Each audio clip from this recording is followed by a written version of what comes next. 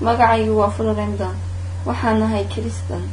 waan la socday khudbadaada waan cajab gelisay runtii waan dhageysanayay khudbada ku saabsan isbarbardhigga diinta Kiristanka iyo Islaamka aad baan ugu faraxsanahay inaan su'aal ku weydiiyo run ahaantii muddo ka hor ayaa lagu weydiiyay soo bixinta iyo maalinta qiyaamaha filayaa in Kiristanka iyo Muslimku inay aaminsan yihiin arrinkaas labadooduba waxay isu diyaarinayaan maalinta qiyaamaha waxaan leeyahay saaxiib Muslim ah markastana ii sheegay inaan ku badbaadiyo Islaamka iminka waxaan ku weydiinayaa waa maxay farqiga u dhaxeeya isu diyaarinta Muslimka iyo Kiristankuba in ay badbaadaan maalinta qiyaamaha maxaad say igu dhiirin gelin lahayd inaad ii caddayso Islaamka walaal farqiga u dhaxeeya Muslimka iyo Kiristanka ee ku saabsan imaatinka Nabi Ciise calayhi salaam iyo maalinta qiyaame waa Kiristanka oo sugaya Ciise calayhi salaam isagoo ilaah ah inuu imanayo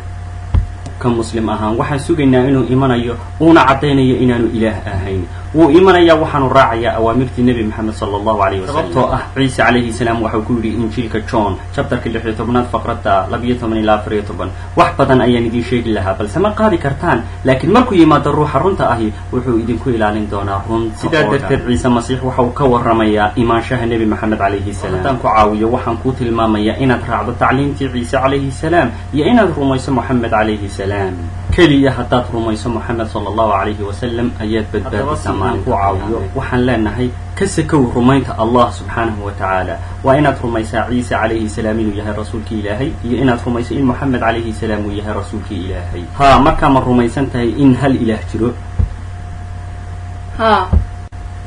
ma waxaad rumaysan tahay Ciise inuu yahay ilaah mise rasuul Muhammad yahay rasuul hadda muslim baa tahay ma doonaysaa inaad ku dhawaaqto shahaadada oo af Carabi ah شهادة أف عربي من قرآنية أدوبنا كده بده أشهد